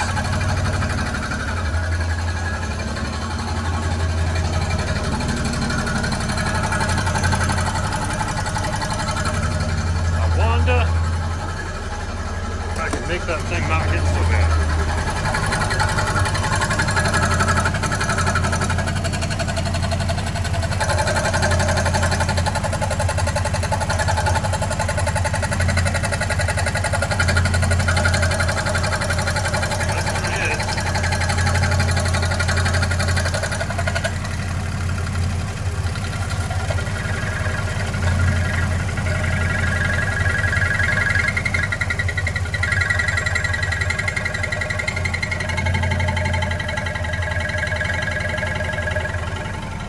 Well, I'm gonna have to work on that.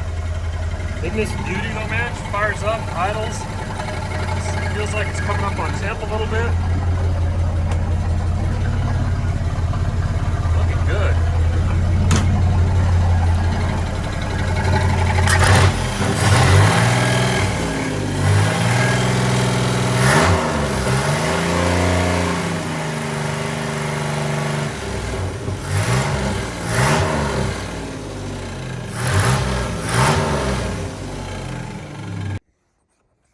Alright guys, if you can't tell, I'm pretty fired up. This is pretty exciting. Good stuff. Seems to fire up pretty well. That little timing tab rubbing, I just bent it up out of the way so it doesn't rub anymore. I have to do a little adjustment, fine-tuning on my belts because I didn't realize my alternator's just a touch crooked, so that's going to take a little work tomorrow off camera. Otherwise, I've rehooked the little wiring back up, the wire back up for timing. She does well, man. Fires up, idles, good. Now I really got to get busy. All I have to do is everything else before I can drive it. I've got to tie in my electric fan, make sure that's going to work off of the automatic on, off, and all that stuff. Thankfully, I had a mystery wire over here that is a 12-volt keyed. That's exactly what I needed for it. So I'll put that in with a relay somewhere in here. tomorrow, and then also tomorrow, I get to tackle all of this. I've got to figure out my clutch linkage. I had it all hooked up, but my clutch didn't quite have enough throw. So I'm going to do a little extension on some arms and a little physics and whatnot and make my clutch work effectively. That is a problem for another day. For now, hey, thanks for following along. It's always exciting when this thing, when you get to fire up an engine for the first time. This is good. I just can't wait to drive this. Hopefully tomorrow we're peeling out here in the road in front of the house. All right, we're back on it. Stoked because this thing fires up and runs, but it does not drive because my clutch linkage appears not to function correctly. And I don't have it hooked up now. Now, here's the story. When I got this bell housing and transmission together as one unit, it came out of a Jeep that had a small block Chevy in it. So then I ordered parts that I thought would make it work, like this clutch fork, which I ordered from Willys, and it's supposed to be the right ratio that the stock linkage will work, but it doesn't. So when I put it all together, it didn't seem to disengage the clutch. Now there's a chance after I fired it up and ran the engine that it might free up, but in the process of this, and I'm going to try to stick it down here where you can see, stick the camera in here where you can see what I'm talking about. There you go. In the process of all this, I noticed this hole was so wallered out here, and that's a technical word, wallered, that I needed to do something about that because that's a bunch of slack in my clutch. So what I'm going to do is I'm going to fix this and at the same time give it some more throw so that when I operate my clutch pedal and it gets that much movement, now I'm going to have throw up here, which hopefully gives me enough for that to operate. It goes back and it turns the bell crank here, pulls on that, which in turn, there we go, sorry I lost you there, which it pulls on this lever, which then pulls the clutch fork right there. So this stuff's all good. I have that linkage, I can hook that back up, but I need to make more throw a little bit. So I think that's going to do it by fixing that little piece there. All right, we're moving on.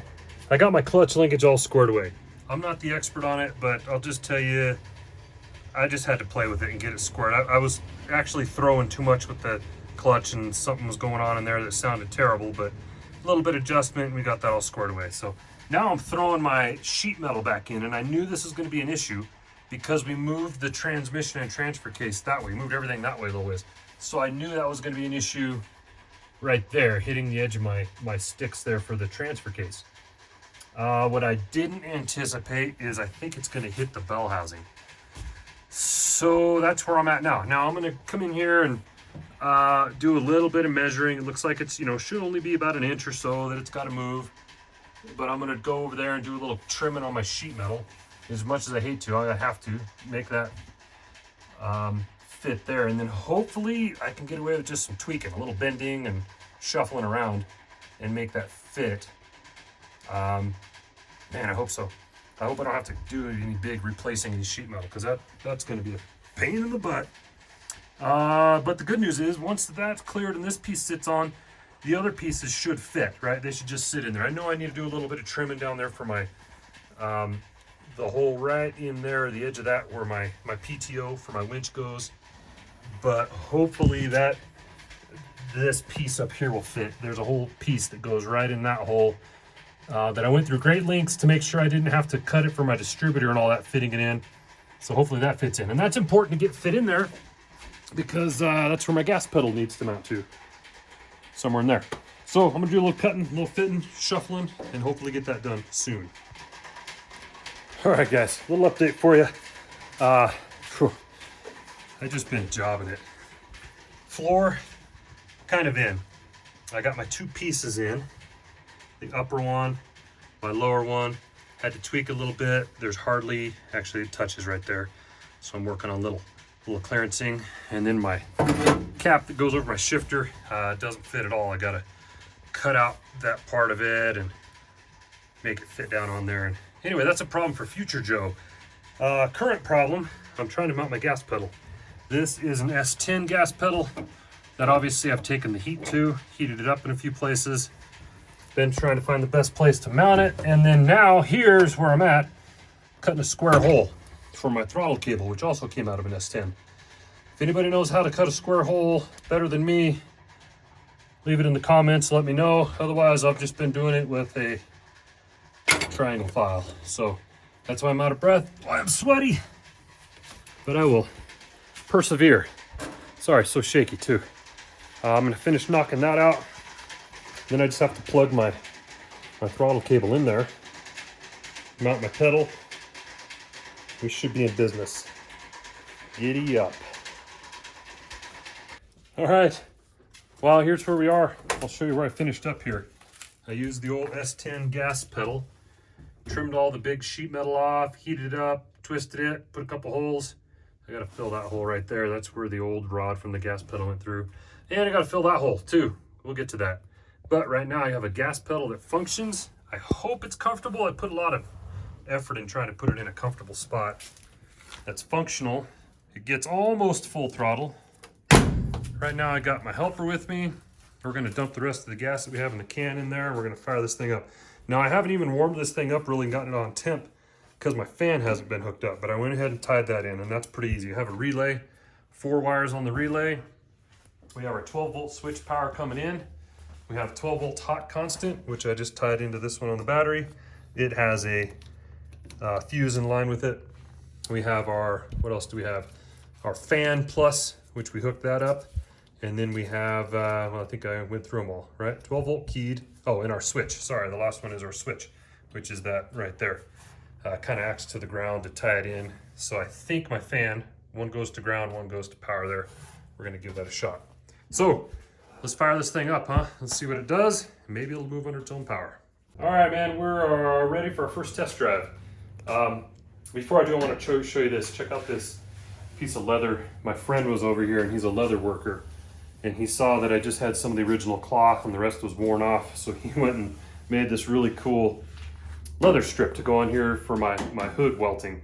It's neat. Leather, it's got some grizzly bear tracks. It's got the VIN of the Jeep on here, serial number, and then some elk tracks and deer tracks, since this is my hunting rig. So that's a shout out to my neighbor, my friend Paul. I really appreciate that. That's very cool. All right, I'm gonna fire it up. We'll see how it idles and runs.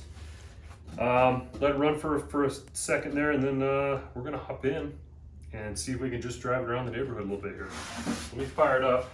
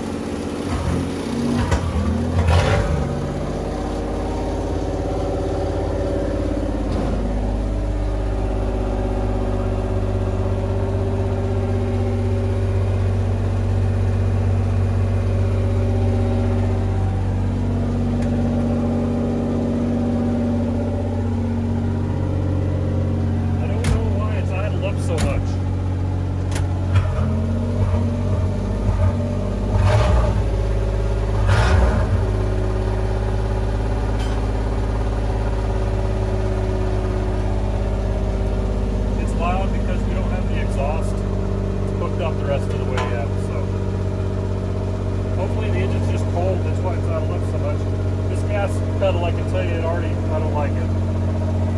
Okay. There we go. Yeah, it's down. Let's do it.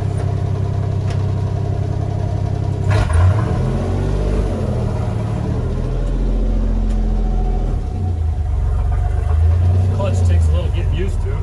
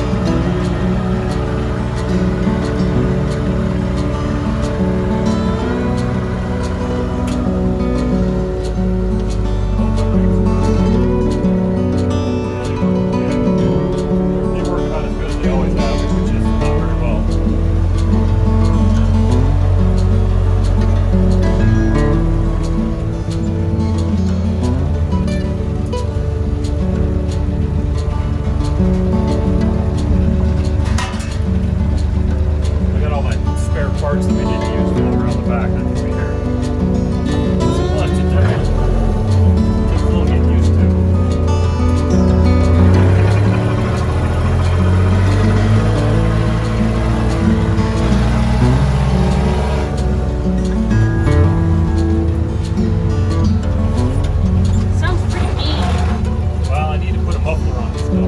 Ah.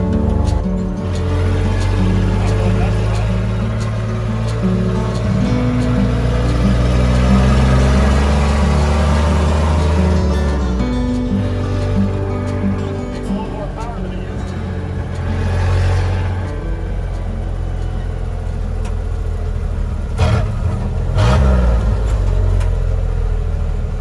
All right. Hey, I know this is loud. Hopefully you can hear me. This is good. I'm going up the hill to my house. This used to be almost a low range event. There certainly was no accelerating.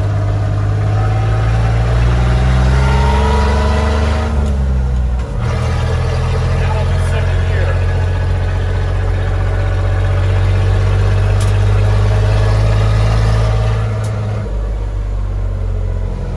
It's pretty good. Hey, we're pretty stoked about this old Jeep. Thanks for watching. Make sure you hit subscribe. Follow along. Let's see what adventure's next. All right. I'm a mess.